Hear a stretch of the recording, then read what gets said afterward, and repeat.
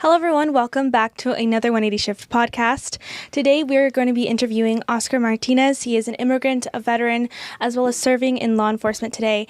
And today's episode, we're going to be talking about his bid for sheriff. So stay tuned.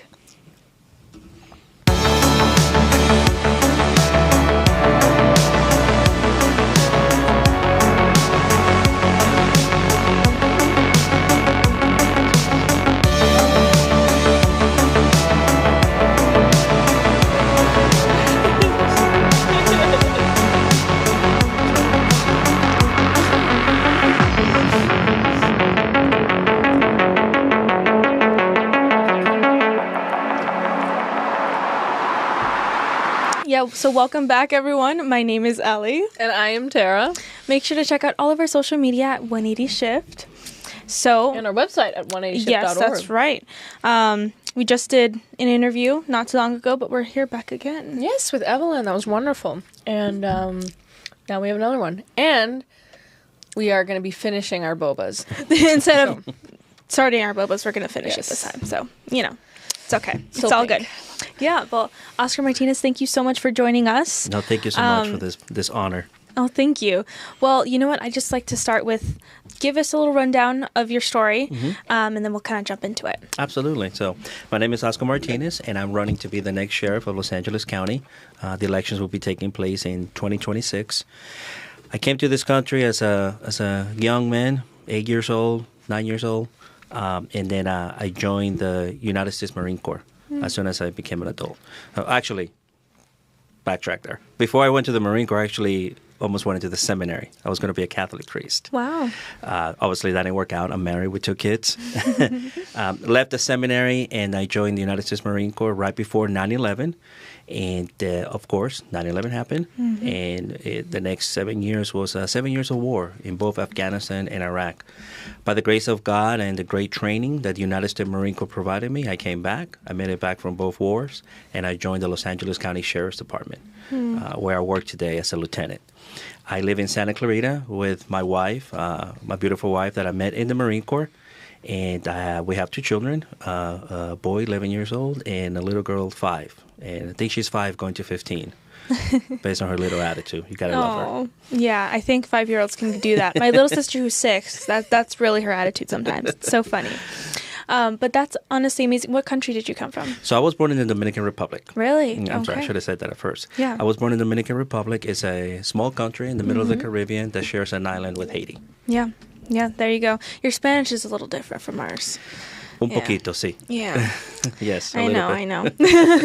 But you know what? That's amazing that you had that journey and then going to why did you want to join the military? I mean, you're coming from a different country and then you're now representing another one.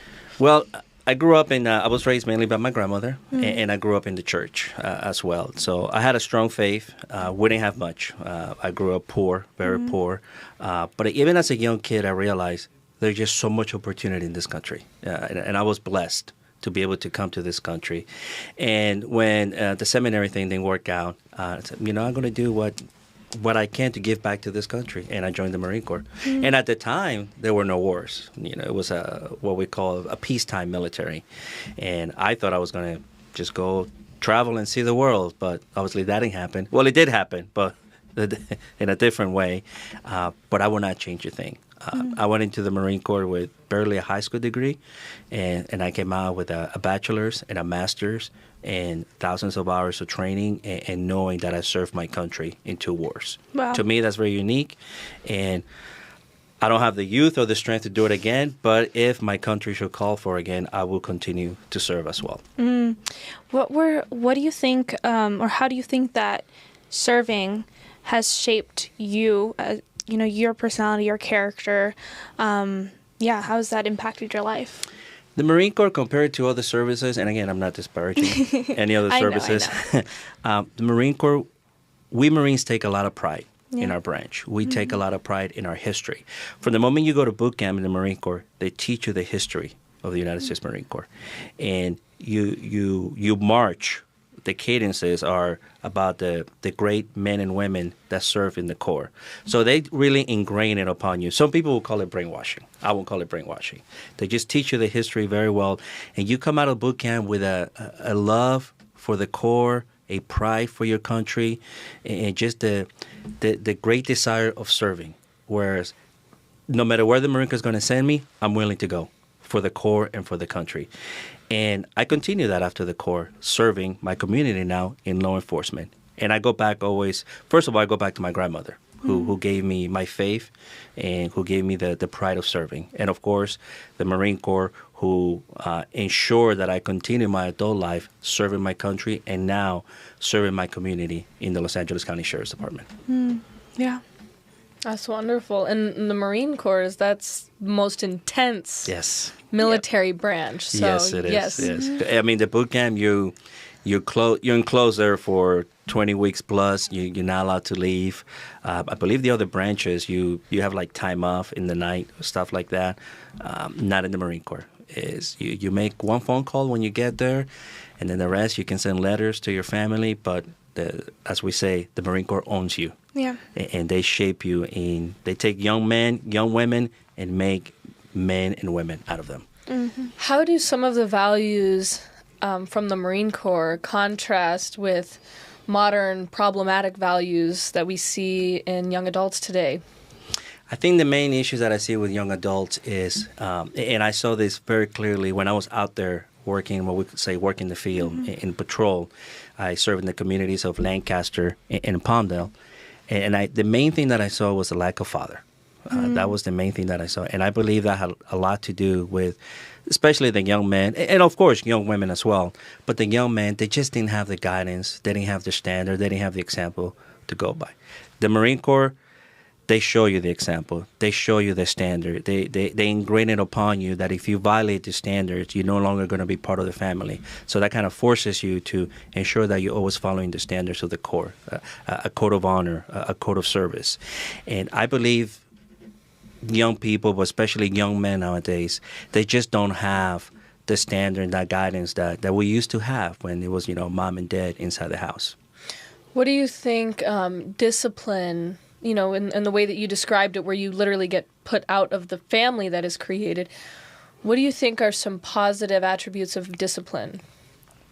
Well, we need discipline. And by that, I don't mean, to beat your kids or use physical force. But when you have a young man, a young woman growing up and no one ever says no to them, that's not going to lead to good things. And you're seeing that today to many adults who grew up in that setting. No one ever told them no. Many people told them, whatever feels good, do it. Well, when you don't have the discipline as a young man, as a young woman, you're going to grow up thinking that's life, and that's not life. You got to have discipline. You got to have self-discipline, because if you don't, like I said, you're not going to be able to work well with the rest of civilization. How can neglect affect a young person's relationship with discipline? Well, we're humans. We need relationships. At the end of the day, from millions of years ago when we were in caves, we saw that community, we saw that relationship, and humans were not meant to be alone. We're just not meant to do that. Funny saying that I was going to be a priest, obviously, but but even within the priesthood, you have that community of priests. Here outside the church, we humans need those relationships, whether it be the family, the community group, the school, in the sheriff's department, our family within law enforcement. Relationship makes us grow. It makes us do better for ourselves.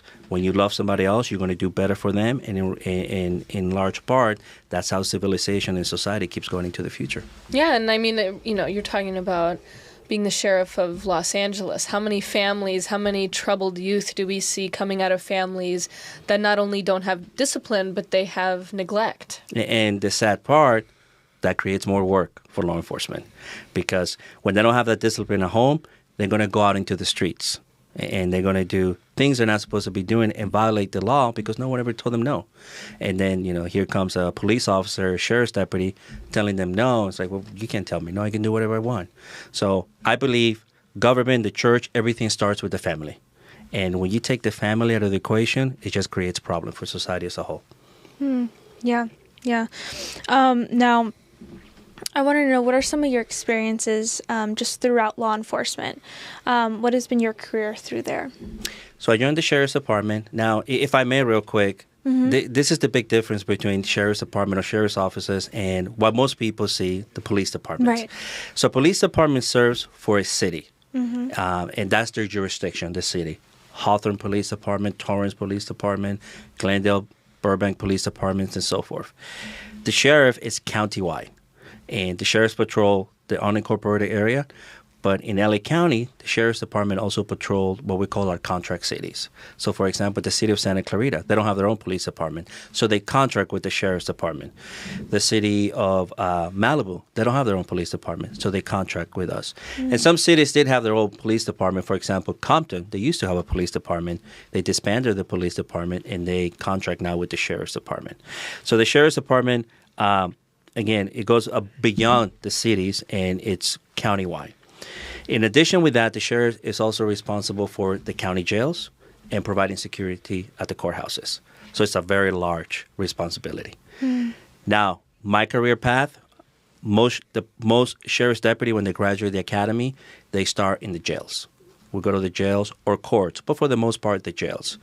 And there it was, at first, I was like, oh man, I don't want to be here. But that was my first night in jail, by the way, when I became a deputy and I went to work at the jails. You learn to talk to the inmates.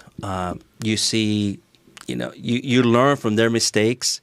And I believe that experience in the jails allowed me to become a better police officer later on when I went into the streets, because I knew how to talk to them and so forth. So that's one of the great qualities of working in the jails first. Again, I'm not putting down police officers. I never worked in jails, but that's a good way to learn, by talking to the inmates and so forth. I did my time in the jails, and then I went to patrol. I patrolled the city of Lancaster, and I promoted to sergeant afterwards, and I went right next door with the city of Palmdale. After being a sergeant in Palmdale, I went to what we call professional standards, our advocacy unit. And what we do there is we review administrative cases. Those are deputies that either did something against policy or against the law, and now they're going to be disciplined. And discipline can range from a written reprimand all the way to termination. So I learned a lot there. I learned the inner workings of the department and how the executives think when it comes to making decisions as far as discipline for deputies. I say deputies, but it could be a civilian employee as well, which we call professional staff. After that, I went to our public information unit, which is called Sheriff's Information Bureau, and from there I promoted to the rank of lieutenant. Today I'm a lieutenant, and I am assigned to Palmdale as the watch commander. The watch commander, most people never see the watch commander. He's a lieutenant inside the station. The only people you really see out there are the deputies and then the sergeant. If there's a major incident, the watch commander, the lieutenant, will respond and become the incident commander of that incident. So that has been my experience in the Sheriff's Department. Yeah. When is a time during your entire career, any time, that you have, approached someone who was doing something illegal, or you had to be the disciplinary, law enforcement in the situation, and you ended up helping them? Absolutely. I can give you a perfect example, actually. I remember it. I was still in training in Lancaster, and we got a call about a drunk guy. That's all the call said. It was a drunk guy in front of a liquor store. So we go there, and as I'm rolling in, I see he's wearing military fatigues. Those are those green camouflage attire that you see.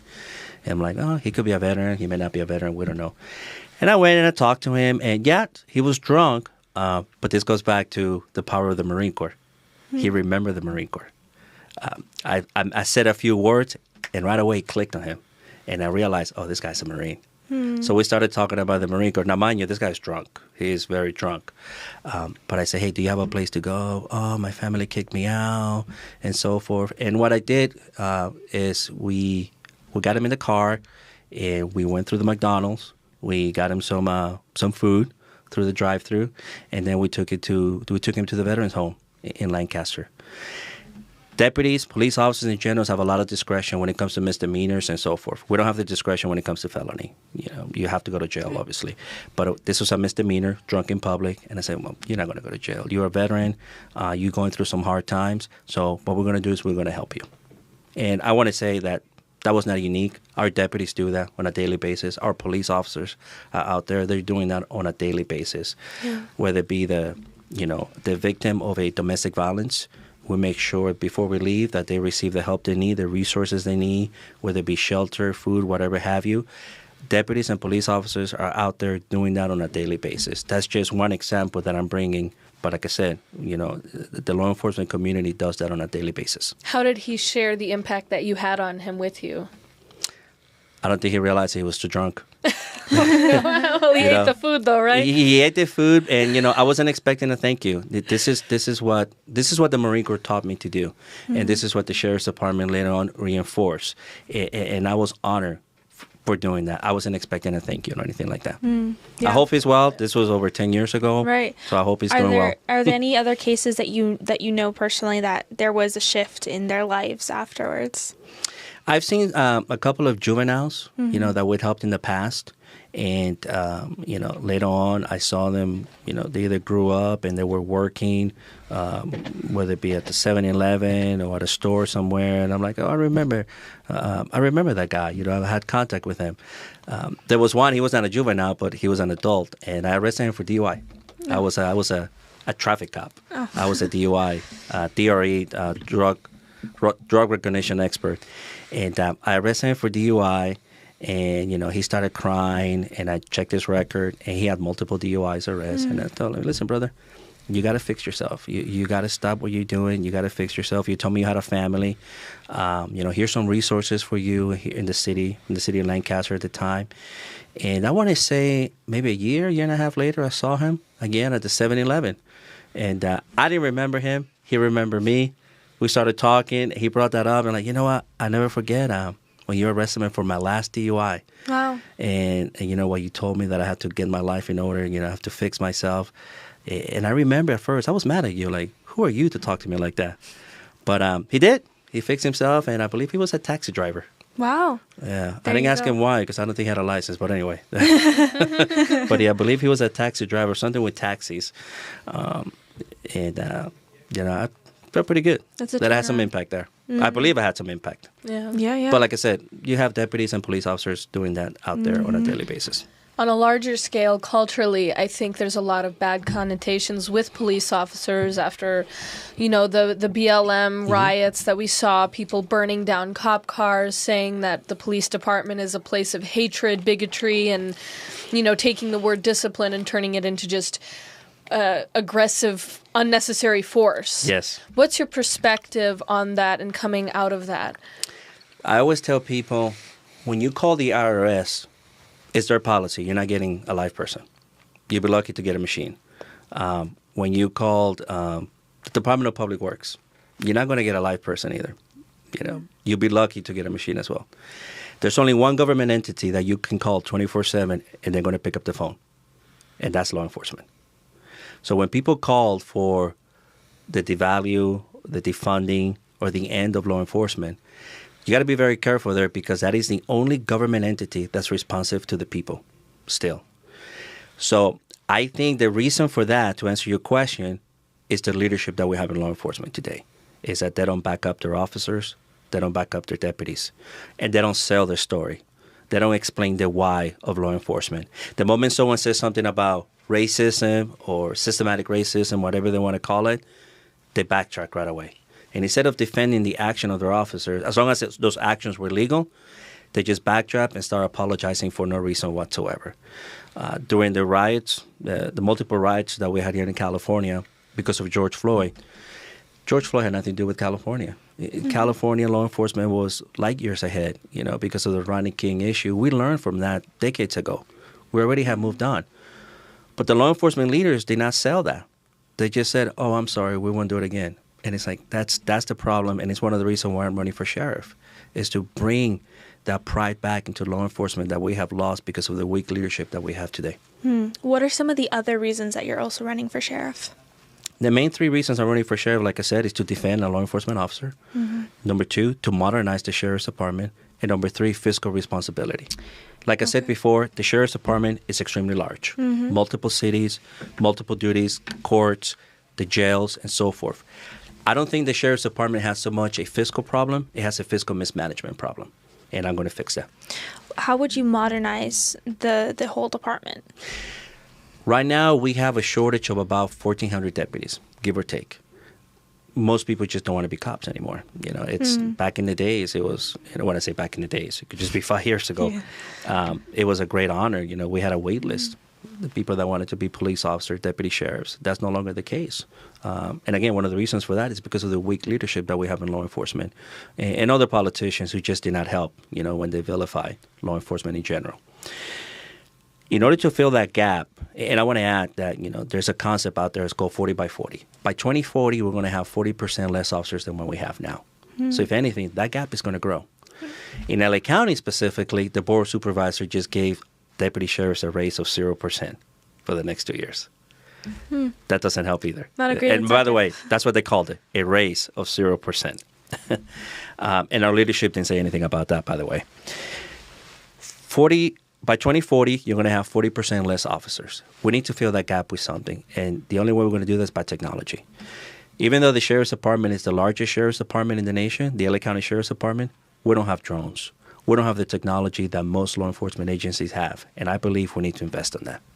Yes, absolutely. Another thing, too, is the need to tell the stories of times when police officers, when law enforcement, sheriffs, when they saved the day, Yes. when they saved the victim, they stopped the racism, they saved the innocent child, they saved the woman who's being who's in a domestic violence situation. Correct. We need to hear those stories, monetize those stories, just put them out there nonstop. I feel like that's partially how Nathan Hochman, who we interviewed about a year ago, he just really kept sharing the stories of this is happening in Los Angeles and this is not okay. Correct. And we need to stop, like you said, turning law enforcement into villains. We heard the George Floyd story. We heard the Rodney King story. We need to hear about how a law enforcement officer saved an innocent child. Absolutely. Saved an innocent woman. Absolutely. Stopped racism. And part of that is a culture too. In law enforcement, we believe it's just our job. We're just going to go do our job. We don't need to tell anybody. We don't need to put it on social media. And, we need to change the culture. It's like, no, guys, we need to put it out there so that people can see not only the hard work you're doing, but they can see that there's evil in this world. And the only way to fight evil is with good. And you guys are the good guys. You guys are out there putting out the fight. I say you guys because I work in an office now. I'm not out there breaking down doors or, driving up black and white. But, my partners are out there working hard. And we need, like you said, we need to sell the story. And sadly, the current sheriff is not. He's appeasing the political groups that are anti-police instead of praising the deputies that are out there doing the Lord's work. Now, I think it's very important because Gen Z is some of them are barely getting to the age to be able to vote. And so I just wanted to know, what does the sheriff do? The LA County Sheriff do? What is their job? What are their roles that they play? Just so we're able to help, because I know here we like to be able to explain things to people our age. Absolutely. And that's a great question, let me say.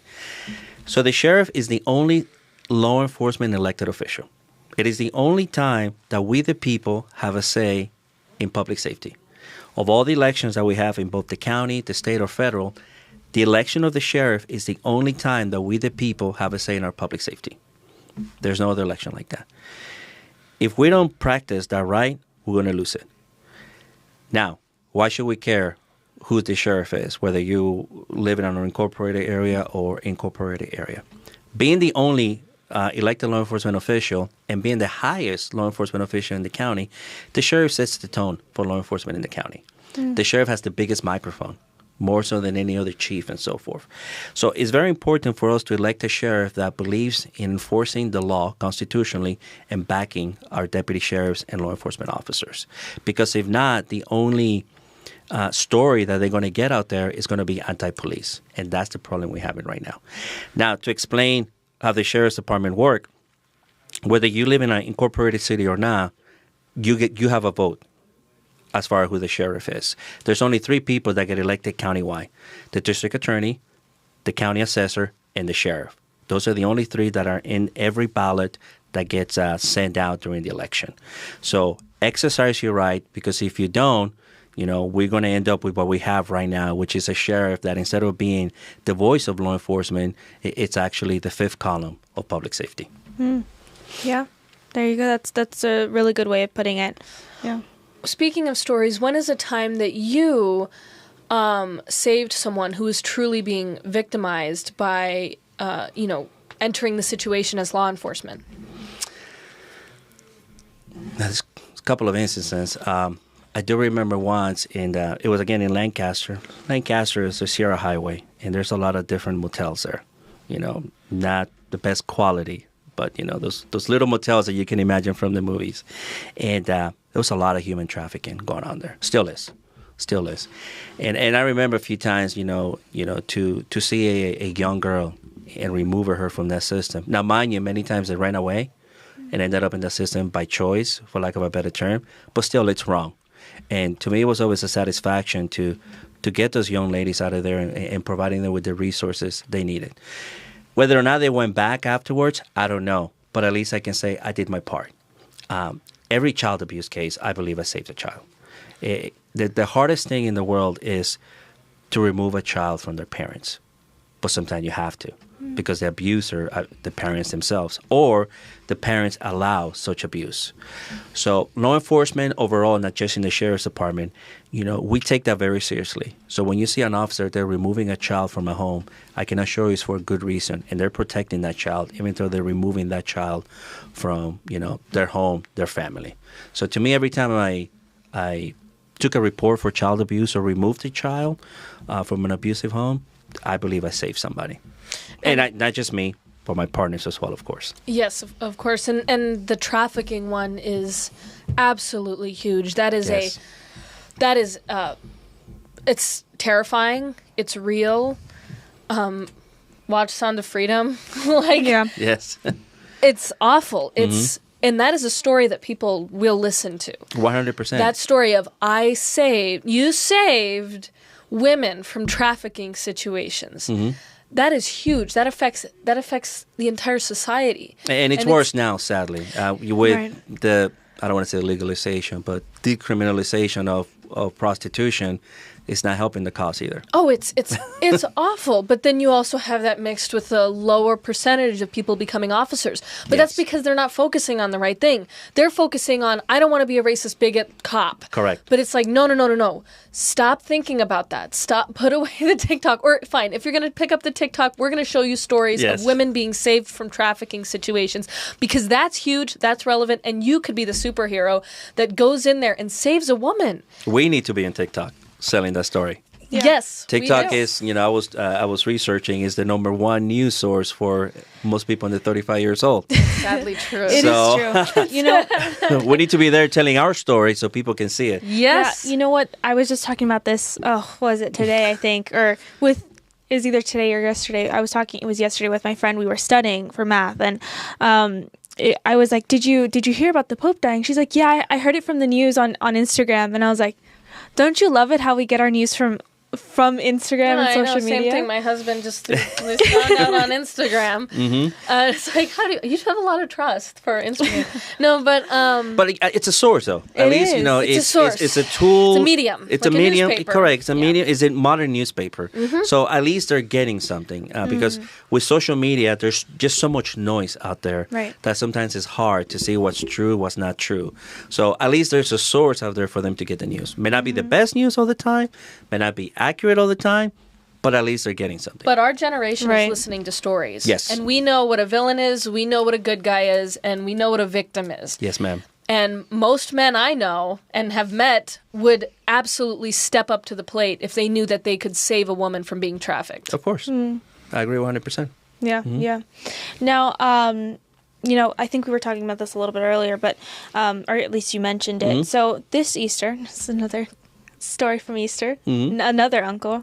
Another one of my uncles. We had an uncle story in our last show. Okay, so my one of my tios was going around telling everyone, saying, "Okay, you have to call your what was it? You have to call, I don't know, some elected official to tell them not to raise the funding for the police department." That's what he told me, and I was like, "Huh?" He's like, "Don't do it. It's terrible. They go over budget all the time. Yes. And they don't do anything about it." So, for you, I know you were talking about fiscally. fixing that. How would you fix that? Well, at the end of the day, the sheriff, the sheriff controls the budget, but doesn't set the budget for the department. Same thing with any chief of police out there. Yeah. They receive their budget from the other elected officials. In the case of the sheriff, from the board of supervisors. In the case of police chiefs, from their city council or their mayor and so forth. I'm going to work with the board supervisor. That is the big difference between me and the current sheriff, Robert Luna. I'm going to work with the board supervisor. He works for them. I'm going to work with the board for the people. Every year at the beginning of the calendar year, I'm going to work with them to get my next fiscal year budget. Now, the budget shows your priorities as sheriff. And I'm going to make sure that we prioritize, obviously, wellness for our deputies and also the technology. At the end of the day, there's going to be some things that got to get cut. That's just the reality of life. Do we really need this for public safety? Do we have the funding for this? I'm not going to take something that a contract city is paying for to satisfy some pet project that the county wants to do. No, if the county wants this, you got to pay for it. Yeah. The contract cities are going to get the service that they pay for. Santa Clarita will get the service they pay for. The city of Cerritos will get the service that they pay for, and so forth. So that's going to be my responsibility. This sheriff is going around saying that he is always working with the board of supervisors. I don't know in what. Because if you look at the Board of Supervisors website, it's on their website where they have their priorities. And they have 9 priorities. And it goes from something about saving the environment to obviously racism, and the top 3 for liberals, which is criminals, vagrants, and illegal aliens. There's no public safety there. Public safety is not a priority for them. That's not Oscar Martinez. It's on their website, the 9 priorities. Public safety is not there. So I work with them to get my budget, and they say, thank you very much. I'll see you next year. Does that make sense? Yeah. Now, you were mentioning wellness of the officers. What does that include? Sadly, under this sheriff, we have 12 deputies that committed suicide. Oh, no. And it's epidemic overall throughout the nation. But I've never seen within 2-3 years 12 deputies in our department, take their own lives. Our deputies are being overworked, forced to work overtime. They're missing many birthdays. They're missing their kids' games. They're missing family reunions and so forth. Now, that's part of the job. But the way it is right now, it's just too much. At the end of the day, they're also humans. We need some kind of wellness program, whether it be mental health leave, the ability to talk, hey, I have a problem, and not be chastised for saying that. That it's okay to say, I need help. And I'm a Marine. I fought 2 wars. Telling you, there's nothing wrong. You're not less of a man, and I say man because it's mostly men. You're not less of a man for saying, I need help. So I want to help change the culture so that our deputies and our professional staff can come forward freely and say, I need help. Okay, let us help you. We will do everything we can to keep you on the job. You may not be able to stay on the job for whatever, mental health reason, but we're going to make sure you're taken care of afterwards as well. And that's what I hope to do, is to change that culture and establish that kind of culture. Yeah. No, I think that a lot of people, we don't realize that they are also human. I think that, as we were talking about earlier, they'll look at them as someone who's bigoted and racist. But in reality, they are human, who have families and who are really loving and kind people, and who also are struggling with mental health issues, especially with the line of work that all of you go through. It's a tough job. Yes, ma'am. And I don't think you guys get enough praise for how tough you all are, both physically and mentally. Yes. Right? So I think it would be amazing to definitely have those mental health, absolutely, just access for that, and also the culture, because that does play a role in being able to do that. And not just those mental health programs, but also knowing that your leadership is going to back you up. When you do something good, your leadership is going to back you up. When you make a mistake, we're going to back you up. And I'm not saying that we should not have discipline. If you do something wrong, if you break the law, if you violate our policy, you should be disciplined. But the way we have it right now, our deputies are out there scared of making that decision because they don't know if the current leadership of Robert Luna is going to prosecute them for just doing their job. Right. That adds to the stress. That adds to the mental health issues that we're having in the department. So as the sheriff, I'm going to make sure that my deputies know I'm going to back you up 100% as long as you're following the law and following our policies. And if you make a mistake, we can work on that. An athlete in the NBA, MLB, and so forth gets paid millions of dollars. And we accept the fact that they make mistakes. You have to accept the fact that our law enforcement officers who don't make close as that are going to make mistakes. You can't expect 100%. It's just not going to happen. No human institution is going to give you perfection, from whether it be law enforcement, whether it be the church. Anything that's made up by human is not going to be perfect. And we need to work with that, and we need to accept that there's going to be mistakes. I think it's so fascinating that the Los Angeles Sheriff's Department handles, Malibu's Most Wanted and Straight Outta Compton. Yes. Can you talk more about that? And it goes, and that's just the three basic functions: patrol, the jails, custody, and courts. But a lot of people don't know this, that we also have the largest inmate transportation system in the nation. We have boats, multiple airplanes, multiple helicopters. We have a diving team that's always out there in the ocean and other parts of the county searching for stuff. It does so much. The sheriff's department is almost like its own military. It has its own Air Force. It has its own ground force. It has its own, Aqua Force, water force. I was going to say naval force. Yeah. It's like its own military. It's huge, and the opportunities are there. There's so many opportunities, and that's why I encourage young people, apply. I know you hear stories. They're not true. Apply. At the end of the day, the career is going to be whatever you make it. Don't worry about this whole thing about racism and so forth. No, make it go great. Out there. Yeah, go out there, do the Lord's work, and you're going to be satisfied knowing that you did something good on a daily basis. So, yes, you're right. The Sheriff's Department is extremely large, it's extremely complex, and it does great work for our community. And we see it all the time, and we Thank just you. take it for granted. Yeah. Well, at the end of the day, people have lives. They got to go to work, they got to take their kids to school and so forth. I do ask, though, that anytime you come into contact with a law enforcement officer, whether it be in the Sheriff's Department or a police department, just say thank you. You can do it from far. I know a lot of cops don't want you approaching them, but you can say, officer, deputy, thank you very much for everything you do. It means a lot, believe me. It does. Yes, Why it means a don't lot. people do that anymore? Well, I think the George Floyd effect. It's George Floyd effect. Most people are scared. Most people are scared of going to, and especially, let me say, those communities of color, both Hispanics and blacks. They're scared because the media put it into them that if you get approached by a police officer, there's going to be some kind of force, which is completely not true. So I think that effect has prevented a lot of people from approaching our officers. And let me tell you right now, that is completely false. Our officers are out there to help you, and it will mean a lot for them to hear you say thank you. There was a recent movie, I can't remember what it was, but they had a whole scene. Oh, I remember. It was Here with Tom Hanks. It was that AI movie. No, but they had a whole scene where a black father was telling his black son like how to act when a police officer ever pulls him over or anything like that. And it was very intricate and kind of almost like degrading. Yes. What's your opinion on that whole trend of like how young black men are being basically prepared into how to behave when they're pulled over? Absolutely. And it's not just happening within their families. The schools are doing that as well. The public schools. They're doing a disservice by pretty much doing the same. And it goes back to what I was saying earlier. We are not selling our story.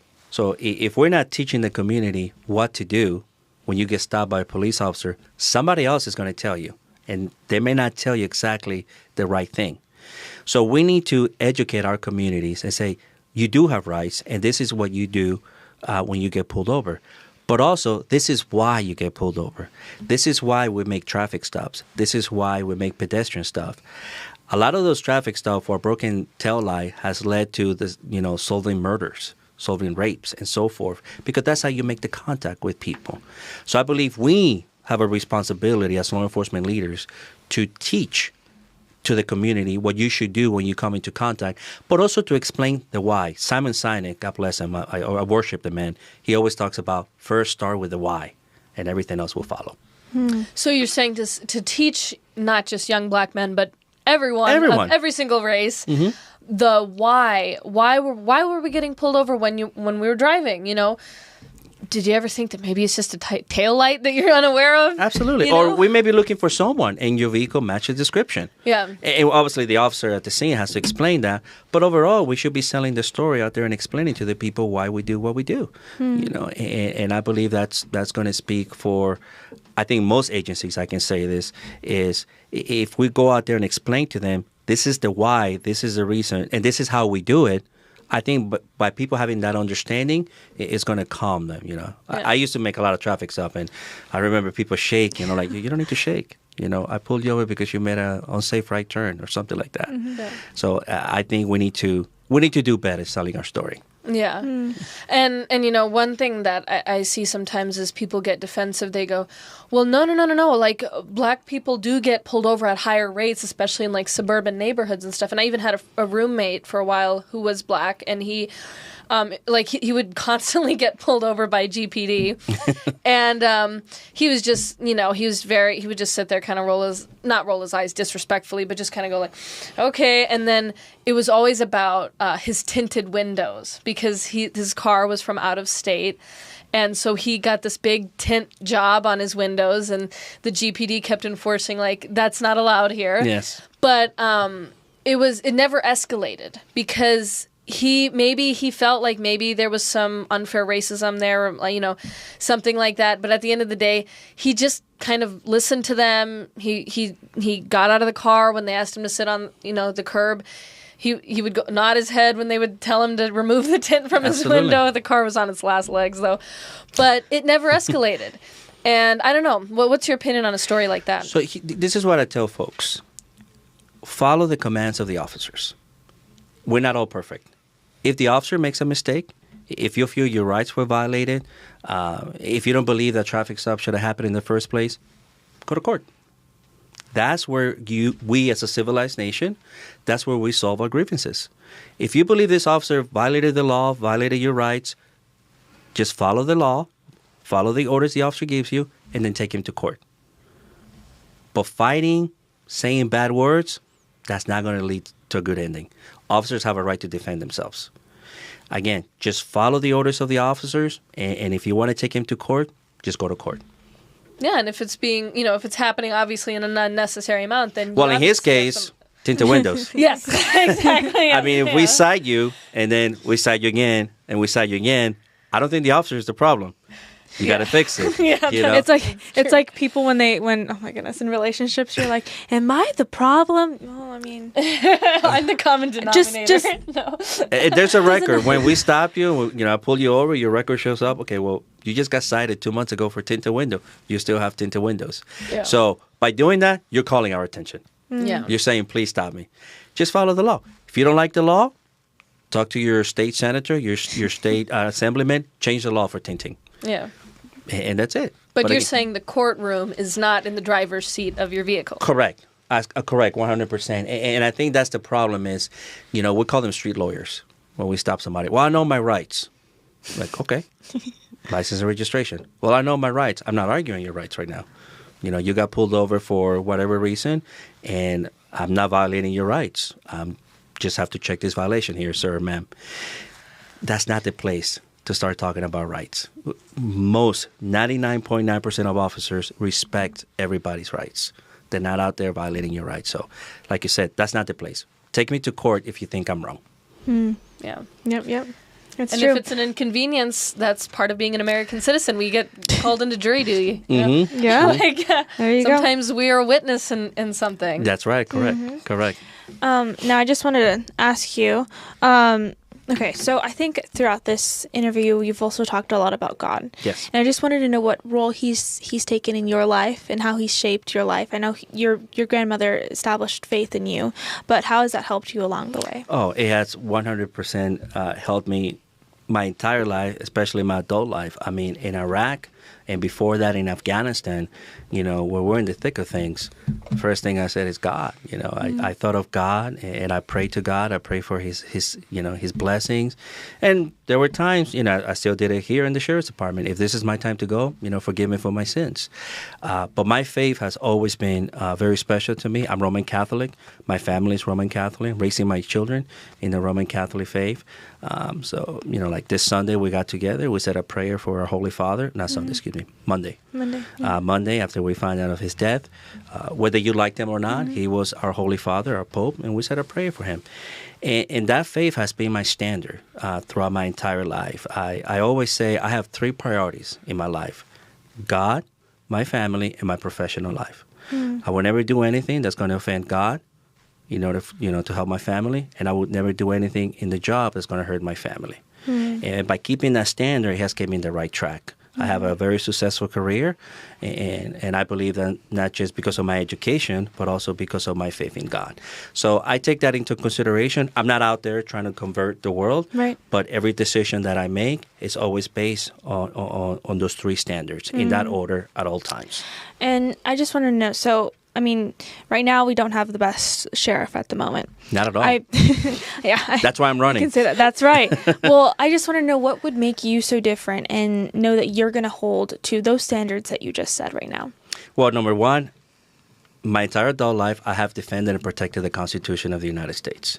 And to me, you can't put your hand on a Bible or whatever book people want to use, raise your right hand, swear to uphold the Constitution, and then not uphold it.